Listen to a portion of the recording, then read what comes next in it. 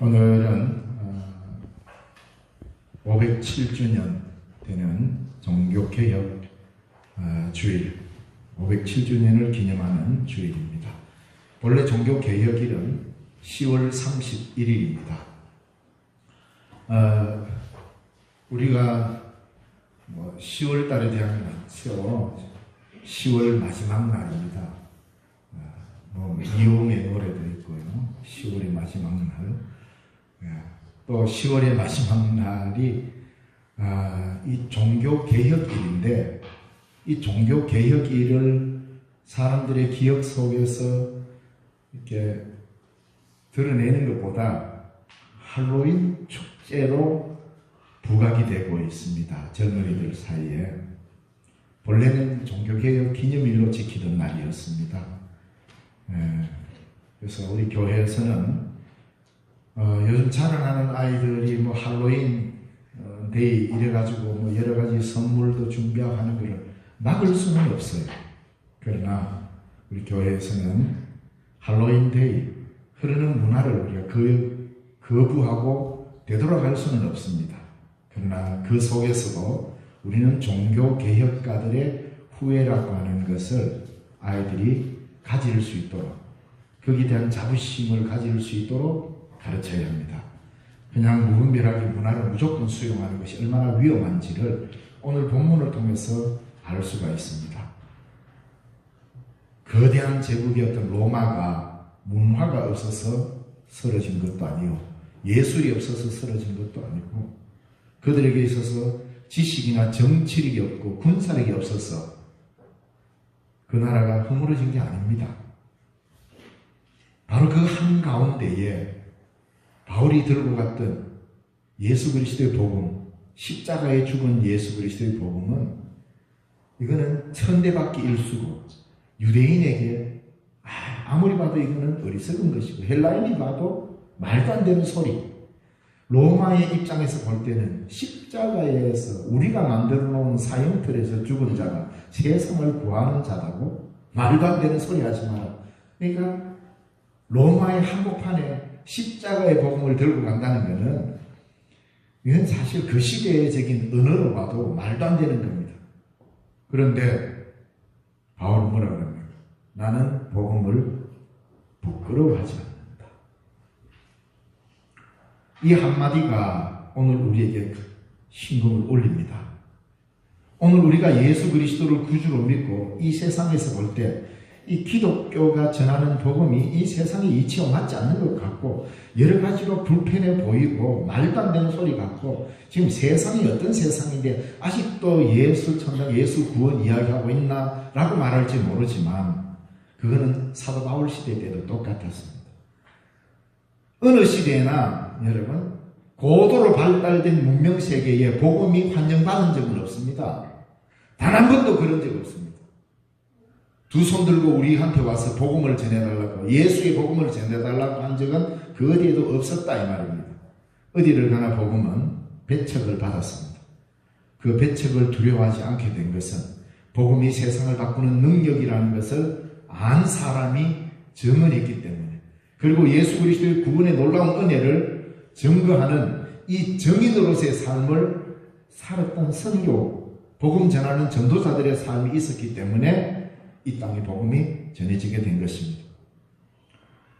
예수님의 사도 중에 유독 이방인으로 사도로 이렇게 복음을 전한, 물론 12사도는 아니지만 부활하신 예수님을 목격하고 만나서 그 예수님으로부터 이방인의 사도로 부름받았던 바울은 그가 쓴 서신 중에 로마서를 가장 길게 씁니다.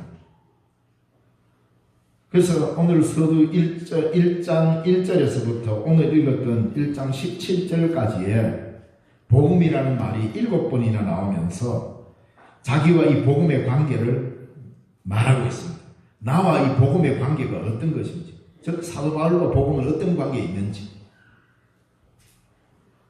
오늘 이 로마서에서 나와 복음의 관계를 명확하게 규정할 때 비로소 이 복음을 부끄러워하지 않게 된다 이 말입니다.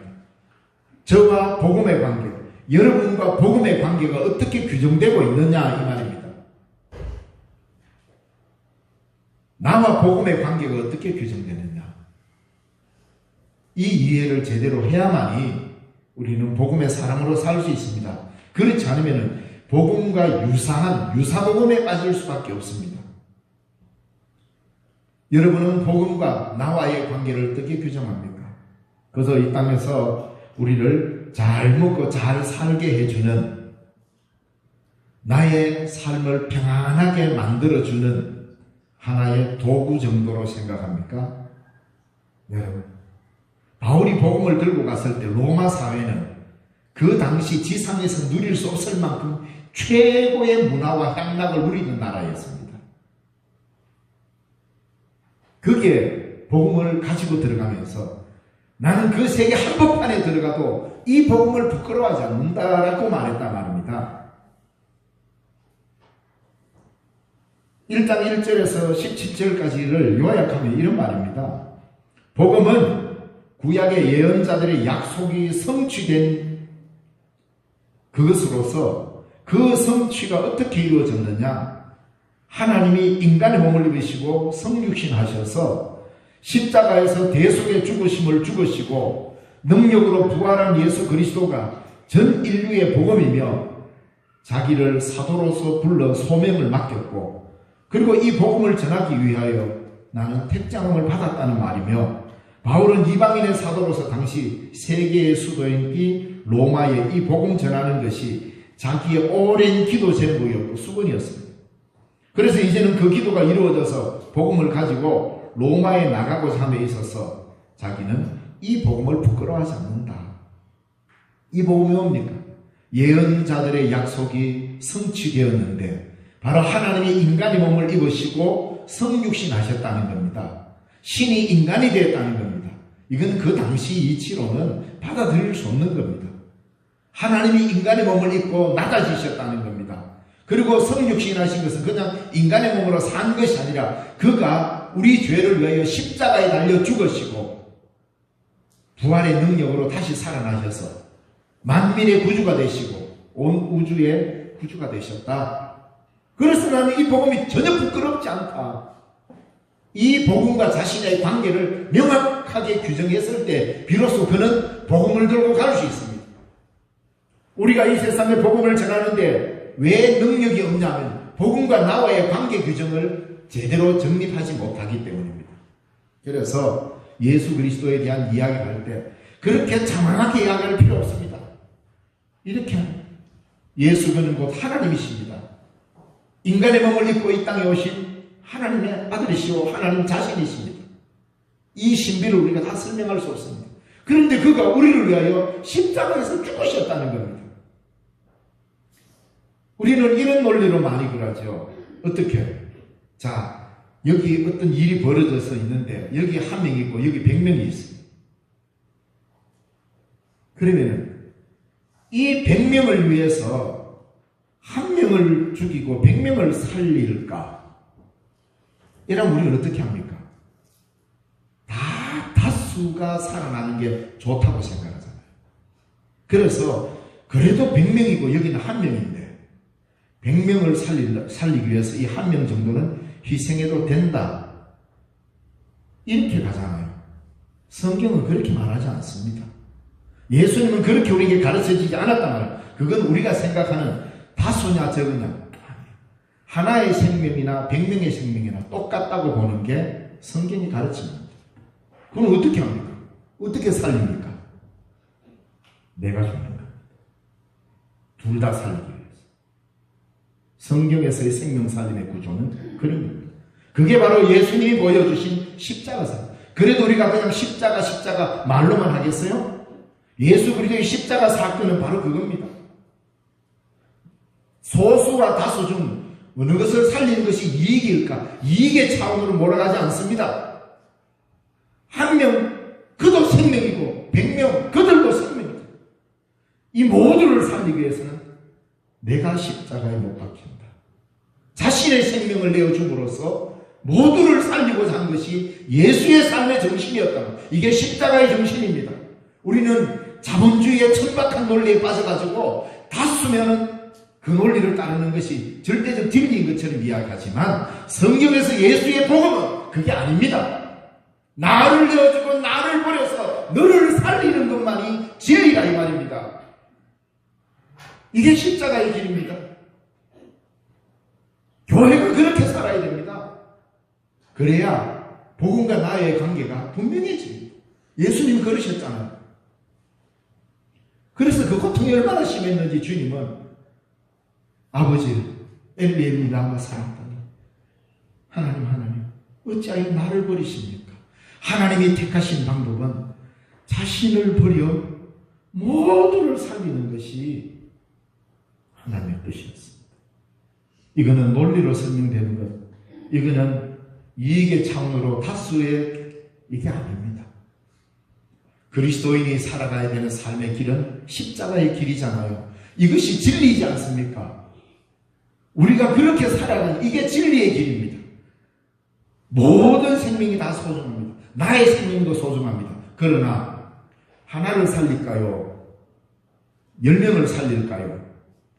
이런 관계에 있을 때 내 생명을 던져서 모두를 구할 수 있다면 내 생명을 던지겠다. 이게 예수님의 길이었잖아요. 그게 진리의 길입니다. 이게 생명의 길입니다. 그랬을 때 온 세상이 살아나고 생명이 약동한 세상이 된다. 이게 복음에 가르치는 말입니다. 그걸 사도 바울이 알았기 때문에 예수 그리스도가 그렇게 해서 우리에게 이 길을 가르쳐 주었다는 겁니다. 그게 바로 십자가의 길이라는 겁니다. 그 십자가의 복음을 들고 로마의 한복판들을, 로마는 그 당시에 그 시대에 이미 굉장한 민주주의적 절차를 가지고 있었습니다. 그리고 뛰어난 법적인 체계를 갖추고 있었고, 지금 여러분 우리 군대에서 사용하는 소대, 중대, 대대, 연대, 이 군사 편제는 그 옛날 로마 시대 때 다 했던 거를 지금 우리가 쓰고 있는 겁니다. 계급도 마찬가지죠. 그 당시에 그렇게 치밀했던 군사 조직, 철학은 얼마나 뛰어났습니까? 그리스의 찬연한 문화와 로마의 뛰어난 정치 체계가 결합이 되어서 대제국을 이루고 로마의 영원하라 할 만큼 대단한 나라였단 말입니다. 그런데 그 나라 한복판 수도 로마를 진격해 들어가면서 유대에서 한 사람 배 타고, 그것도 여러분 무슨 국위 선양한 사람처럼 뛰어난 말을 타고 휘날리며 들어간 게 아니라 죄수의 몸으로 배에 타고 가는데 그 배가 깨어져가 죽을 고비를 여러 번 넘기면서 파손하고 멜대섬에 들어가서 뱀에도 물리고 별일을 다 겪으면서 종으로 사슬에 묶여서 로마로 갑니다. 그런데 바울은 그것을 내가 로마로 가는 거 복음 때문에 간다. 나는 이 복음을 부끄러워하지 않는다. 예수 믿는다고 팔자 피입니까? 세상에서 살아가는 좋은 환경이 저절로 꾸며집니까? 그렇지 않습니다. 바울을 보십시오. 예수 믿기 이전에 그는 팔팔 날아다녔습니다. 말 타고 예수 믿는 사람 잡아 죽이려고 권세 등등 얼마나 멋지게 살았습니까? 그에게서는 하늘도 없었습니다. 그런 사람이 예수 믿고 오히려 복음 때문에 얼마나 큰 고통을 겪었습니까? 그런데 바울은 그때가 나에게 있어서 자유로울 때라는 겁니다. 복음 안에서 자유는 고난당함에도 불구하고 내 안에 넘치는 예수 그리스도의 복음의 능력이 있다는 걸 알았던 겁니다. 그래서 그에게 다가오는 고난은 아무렇지도 않은 것처럼 그는 그 고난을 극복하며 로마로 가잖아요. 그리스도인의 기백과 그리스도인의 능력은 그런 가운데서 나오는 겁니다. 우리는 많이 착각합니다. 예수 믿으면 잘 돼야 된다. 물론 잘 돼야죠. 저는 여러분들을 위해서 잘 되기를 그렇게 기도하고 있습니다. 농사도 잘 돼야 되고, 가정도 잘 돼야 되고, 자식도 잘 돼야 되고, 내가 경영하는 회사도 잘 돼야죠. 못 되라는 거 망하라는 말이 아닙니다. 잘 돼야 됩니다. 그런데 아셔야 됩니다. 그건 하나님이 주시는 일반 은총입니다. 일반 은총. 그거는 예수 안 믿는 사람에게도 하나님이 주시는 은혜란 말입니다. 예수 믿으나 안 믿으나 내가 부지런 하고 절차를 지키고 잘하면 우리 이 세상에서 잘 될 수 있습니다. 그거는 믿든 안 믿든 하나님이 주시는 일반 은총으로 살아갑니다. 그런데 그게 마치 하나님의 특별한 은총이냐, 그 그게 마치 복음의 능력이냐, 그걸 갖고 있으면 안 된다 이 말입니다. 특별한 은총은 뭡니까? 내가 예수 믿음의 선진들과 함께 수많은 증인들 앞에서 내가 이 복음의 길, 고난의 길일지라도 이것이 진정 자유의 길이고, 이것이 진정 믿음의 길이고, 이것이 생명을 살리는 길임을 믿고 예수님의 뒤를 따라 십자가의 길을 걸어가는 것, 이것이 특별 은총입니다. 이 은혜를 받은 자만이 자유할 수 있고, 이 은혜에 거하는 자만이 복음의 능력을 알게 되고, 이 은혜 속에 있는 자만이 교회를 새롭게 합니다. 여러분, 우리가 잘 먹고 잘 살고 떼부자가 된다고 해서 교회가 변화됩니까? 한국 교회가 바뀝니까? 그렇지 않습니다. 오늘 우리가 생각하는 것 이상으로 한국 교회는 부자입니다. 초대교회 생각해 보십시오. 교인 중에 먹을 양식이 모자라가 교회 와야만이 밥을 먹을 수 있는 그런 사람들이었습니다. 그래서 고린도서에 보십시오. 배가 고파서 교회 와서 공동 식사할 때 누구는 좀 많이 가져오고 없는 사람은 좀 덜 가져오더라도 함께 나누어 먹으니까 모두 먹게 되는 이 일 때문에, 이게 주의 예찬이잖아요. 함께 나누. 그래서 모두가 다 배부르게 먹었단 말입니다. 그런데 나중에 이게 어떻게 됩니까? 먼저 와가지고는 배부른 사람들이, 돈 있는 사람들이, 가진 사람들이 좋은 거 가져와 놓고는 뭐 이래저래 쪼달리다 보면 좀 늦게 왔어. 누구는 말 타고 교회 오는데 누구는 걸어서 오니까 늦게 올 수 있어. 그러니까 먼저 온 사람들이 먼저 먹어버렸어. 늦게 온 사람 굶어. 그래서 사도 바울이 그걸 얼마나 책망하는지 모릅니다. 그 정도로 고린도 교회가, 고린도시가 부흥해도 교회는 그렇게 부자되지 않았습니다. 그런데도 그들이 부족한 형편에서도 있는 것 없는 것 다 내가 모교회 예루살렘 교회가 흉년 들고 힘겨워한다니까 데살로니가 교회, 고린도 교회, 에베소 교회 다 어려운 가운데서 연보를 해가지고 예루살렘 교회에 그에게 연보로 도웁니다. 이게 교회입니다, 여러분. 이게 주의 복음 안에서 살아가는 형제란 말입니다. 그러니까 우리가 복음과 나와의 관계 정립이 안 되면 우리는 복음 앞에 부끄러운 인생이 되어버립니다. 그래서 나는 복음을 부끄러워하지 않아. 예수 믿는 것이 부끄럽고 예수 믿는 것이 세상 말로 얼굴 팔리는 게 아닙니다. 오늘 우리 예수 믿는 사람들 종교개혁 기념주의를 맞이해서 우리 모두 정신 똑바로 차려야 돼요. 참으로 안타깝습니다. 그래서 우리가 굳이 로만 카톨릭 교회, 천주교를 비난할 그런 의도는 없습니다만은, 제가 아는 신부님 중에 은근히 개신교를 향하여서 이야기하기 그래요. 야, 니들 한번 잘해보겠다고 나갔으면 우리보다는 나아야 될까 이거. 맞는 말입니다. 너희들이 잘해보겠다고 프로테스탄트 하지 않았냐고 저항하고 개혁을 해서 나갔으면 적어도 우리 성당보다는 나아야 안 되겠나. 근데 지금 나은 게 뭐 있노? 그 말을 하는데 대답할 말이 없어.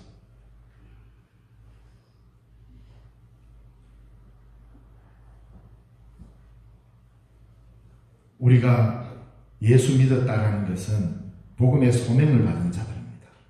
그냥 종교적으로 감정적으로 내 마음 안에 주여 믿습니다, 이 말 한마디 했다고 모든 게 다 면제되는 게 아닙니다.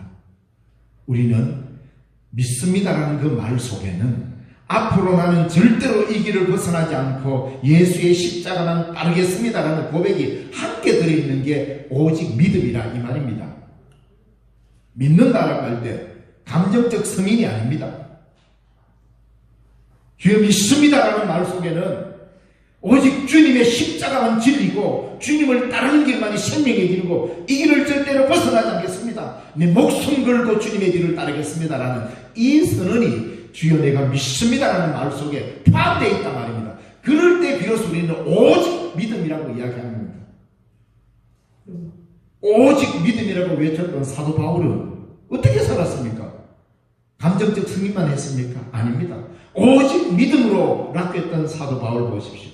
그는 자기 몸이 부서질 만큼 혼신의 힘을 다해서 복음을 들고 로마로 가고 복음을 들고 각 지역을 가면서 하나님의 말씀을 전하고, 그의 기록이 보면 40의 강한 매를 몇 번이나 맞았다고 그랬습니다. 복음 때문에.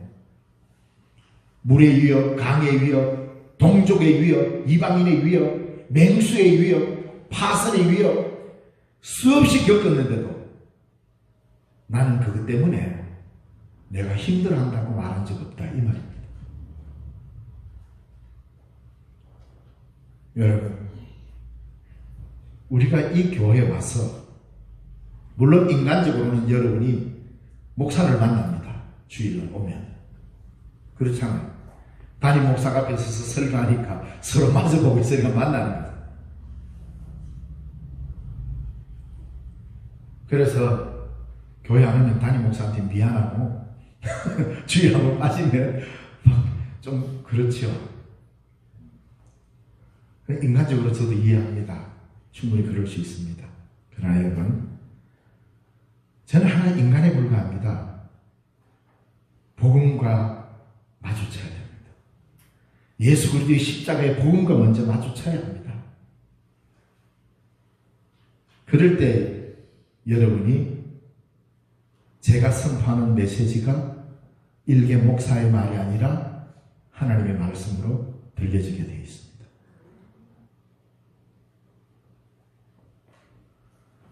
복음이 뭡니까? 지금 이 시간에 우리는 복음은 기록된 말씀 아닙니까? 선포되는 말씀이잖아요.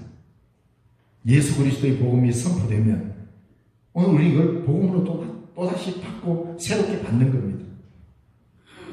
그래서 매 순간순간 우리는 주일마다 예배하면서 말씀을 듣고 소명을 받는 겁니다.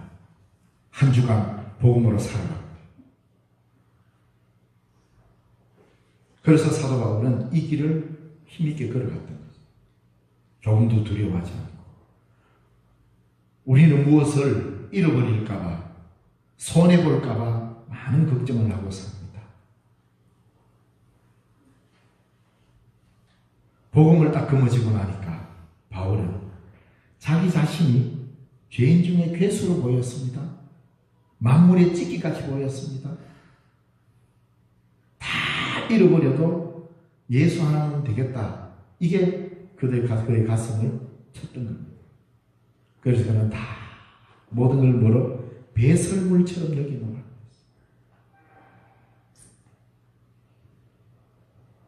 일단은 출발을 그렇게 해야 합니다. 여러분, 한 번도 안 해보니까 복음의 능력을 경험하지 못하는 거 아니겠어요? 한번 시작해보자는 겁니다. 뭐로? 다 내려놓고 오직 예수님의 십자가면 전부 다다. 이거 한번 딱 선언하고 그 길 이거 믿고 이것을 최우선으로 하고 한번 시작해보자는 겁니다. 시작도 안 해보고 우리는 이것도 해야 되고 저것도 해야 되고 아닙니까? 종교개혁가들 여러분, 오직 믿음으로 했을 때 바로 그런 각오로 했던 겁니다. 그랬을 때 어떻게 했습니까? 오직 믿음으로 이야기했는데 세상이 뒤집어졌어요. 저는 종교개혁가들과 성경에 나타난 사도들을 정면에 이야기할 때마다 항상 이야기했습니다. 여러분에게. 믿음은 감정적으로 내 가슴 속을만 뜨뜻하게 해놓으면 세상 변화 안 됩니다. 이 땅에 예수 믿는 사람이 1000만이 넘는다고 합니다. 그런데 뭔 일이 있습니까? 오직 믿음이라고 하는 이 메시지를 우리의 가슴에 담고 그 믿음으로 살면 대제국 로마가 판도가 뒤집어졌습니다. 다 신교로 절비하고 우상천지였던 이 도시가 오직 믿음이라는 이 한마디에 나라가 바뀌어버렸어요. 기독교가 공인되고 국교화됩니다. 똑같이 루터와 칼빈이 오직 믿음, 오직 은혜라고 외쳤을 때 중세 그 서슬프런 종교 권력이 무너집니다. 그리고 우리가 살아온 이 역사가 대격변을 일으키면서 우리가 걸어왔던 긴 역사에 큰 물줄기를 바꾸었습니다. 오직 믿음이라는 말은 그저 내 가슴 속에서 울리는 정도가 아니라 세상을 바꾸는 말입니다. 뭡니까? 세상 모든 사람들에게 오직 믿음이 어떤 것인지를 보여주니 세상이 바뀌어졌다 이 말입니다. 오늘 우리가 살아가는 여기도 마찬가지입니다. 신령도 마찬가지입니다. 복음을 거머쥐고 우리가 오직 믿음으로 종교개혁 507주년이나 지나면서 507번을 기념주일로 했다 칩시다. 단순 반복은 의미가 없습니다. 매 순간순간 개혁자들의 삶의 정신이 내 삶의 정신이 될 때만이 종교개혁의 오직 믿음은 우리의 삶 속에서 현실이 되게 되어 있습니다. 그렇게 붙잡았던 복음이 뭡니까? 유식하게 표현하자면 헬라말로 유앙겔리온입니다. 이 유앙겔리온은 본래 기독교적 용어가 아니에요. 기독교적 용어가 아니고 전쟁 용어라고 생각하면 됩니다. 전쟁 용어. 얼마 전에 경주에서 동아일보 주최 마라톤 대회가 있었죠. 저하고 되게 친한 목사님이 풀코스를 뛰더라고요. 와, 그래서 나도 한번 도전해볼까. 그래서 아마 안 될 것 같기도 하고. 그 유앙겔리온이라는 말은 전쟁 용어인데 이게 처음으로 마라톤이 생기게 된 배경은 어떻습니까? 오늘날 이란이죠. 페르시아 제국이 이 그리스 쪽 아테네를 침범해 옵니다. 근데 이 마라톤 평지에서 전투가 벌어집니다. 페르시아 군대는 엄청 강했습니다.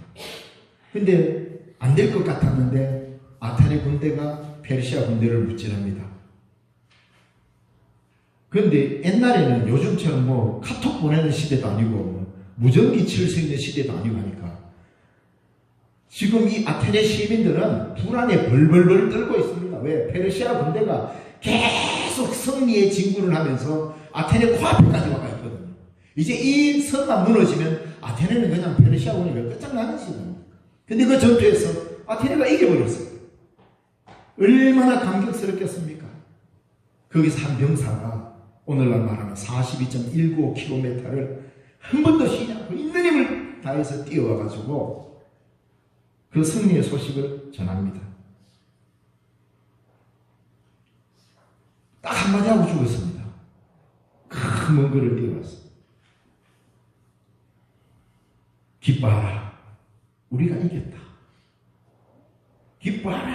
우리가 이겼다 하고는 그 자리에 푹 쓰러져 죽습니다. 그걸 기념해서 오늘 마라톤 대회가 근대 올림픽 종목에 책정이 되고 계속 이렇게 왔잖아요. 그때 기뻐하라 우리가 이겼다라는 이 소식이 유앙겔리온, 즉 전투에서 전령이 뛰어가서 이겼는지 졌는지를 알려줄 때 기뻐하라, 영어로 굿뉴스잖아요. 좋은 소식, 승리의 소식, 이게 복음입니다. 얼마나 멋있었겠습니까? 환희에 넘치고 이게 그리스로 유앙겔리온, 복음이란 말입니다. 그래서 바울은 이 용어를 복음이라는 말로 기독교화한 말입니다. 본래는 우리 기독교 용어가 아닙니다. 그래서 이 말이 복음이죠. 자, 그러나 사도 바울이 전하는 전쟁의 승리의 기쁜 소식은 마라톤이지만 또 다른 어떤 전쟁에서의 승리의 소식이 아니고 예수 그리스도의 예루살렘에서의 승리, 더욱 정확히 말하면 골고다 언덕에서의 승리를 말하는 게 복음입니다. 인류의 모든 인간을 짓누르고 있는 죽음의 공포와 모든 인간을 억압하는 불안과 공포, 이 모든 짓누르는 어둠을 예수 그리스도가 깨치고 이기셨다. 그래서 바울은 예루살렘 골고다에서 예수의 부활의 소식을 가지고 로마를 향하여 유앙겔리온을 외치기 위해서 들어갔던 겁니다. 이게 복음. 그래서 나는 부끄럽지 않다. 예수 그리스도의 기쁨의 승리의 소식을 가지고 갔다는 겁니다. 십자가 위에서 다 이루었다 하며 승리며 부활을 마친 그는 다시 사셨다는 승리의 소식을 말합니다. 죄와 죽음의 지배를 이긴 최종적이고 궁극적인 승리이며 전 인류와 온 피조물을 위한 우주적 승리를 가리키는 이 예수 그리스도의 십자가 사건. 이 십자가 사건에는 십자가에서의 죽음과 부활이 함께 들어있습니다. 이 길만이 인류가 살 길이라는 이 복음을 들고 로마를 향하여 갔습니다. 얼마나 기쁜 소식입니까? 복음에는 하나님의 의가 나타나서 믿음으로 믿음에 이르게 하나니 했습니다. 복음 안에 나타난 하나님의 의가 이 로마서 전체의 주제입니다. 로마서 전체는 하나님의 의에 대한 설명을 쫙 풀어내고 있습니다. 그 하나님의 의가 뭡니까? 예수 그리스도의 십자가의 대속의 죽으심과 부활의 능력을 통하여 죄인을 구원하시는 하나님의 절대적인 은혜, 곧 하나님의 의가 나타났다는 말입니다. 하나님의 의는 우리의 죄를 사죄하시고 구원하시며 하나님과의 새로운 관계에 들어가게 하는 그의 은혜가 하나님의 의입니다. 그래서 복음의 능력이라고 했는데 이 능력도 왜 성경인 헬라어로 기록되었습니다. 이 능력도 마찬가지입니다. 헬라어에서 일반적으로 군대에서 쓸 수 있는 그런 용어입니다. 능력, 헬라어로 듀나미스라는 말입니다. 오늘따라 어쩔 수 없이 헬라어를 써서 죄송합니다만 이 듀나미스, 여러분 다이너마이트 뭔지 아시죠? 빵 터는 TNT, 이걸 다이너마이트라고 했습니다. 다이너마이트라는 용어 어디서 나왔습니까? 듀나미스, 다이나믹스, 다이너마이트 다 같은 어근에서 나왔습니다. 뭔가를 깃들이는 놀라운 능력을 말합니다. 죄와 죽음이 지배하는 세상과 역사 안에 역사하는 하나님의 기적적인 힘을 가리키는 말인데, 역사적으로 십자가에 못 박혀 죽으시고 죽은 자 가운데서 부활하신 그리스도 예수의 복음은 죄를 속죄로 멸하는 능력이고 죽음의 지배를 깨끗이 분해해버리고 허무의 힘을 폭발시키는 절대적인 힘이라고 표현하고 있습니다. 이게 복음의 능력입니다. 예수 그리스도의 대속의 죽으심과 부활의 복음의 은혜 앞에 우리가 세워지면 그 절대적인 은혜의 빛에 남김없이 우리의 죄가 폭로됩니다. 은혜의 능력에 꿰뚫어지고 나 자신이 그 앞에 철두철미하게 낮아지고 깨어지고 우리의 인간, 나의 자아가 죽고 내 안에 주아, 주님의 아가 들어와야 우리는 그 십자가의 길을 온전하게 걷게 됩니다. 우리는 이걸 위해서 하나님 앞에 엎드려야 하고 기도해야 합니다. 복음의 능력이 나를 휘감게 해달라고. 여러분의 기도 제목의 최우선이 뭡니까? 그의 나라와 그의 의입니까? 우리는 모두 다 하나님이 주시는 일반 은총만 매 간구하고 있지는 않습니까? 우리가 걸어가야 될 진리의 길, 특별한 은총을 부여잡으면 그 모든 것들은 하나님이 더해 주신다고 했습니다.